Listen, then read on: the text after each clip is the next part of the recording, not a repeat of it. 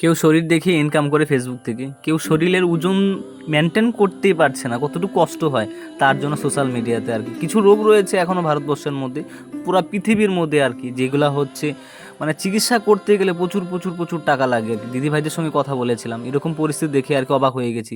এই দিদিভাইটার হাতের ওজন হচ্ছে 10 কেজির উপরে, তাহলে বুঝতেই পারছো যে তার জীবনের স্ট্রাগলটা কতটুকু আর কি। আমি জানি না, আমরা সাধারণ কন্টেন্ট ক্রিয়েটার আর কি, কিন্তু যখন মিটাবে কখনো কোথায় জায়গায় কোনো জায়গায় যাই, তাহলে সেই জিনিসগুলো দেখতে পারি।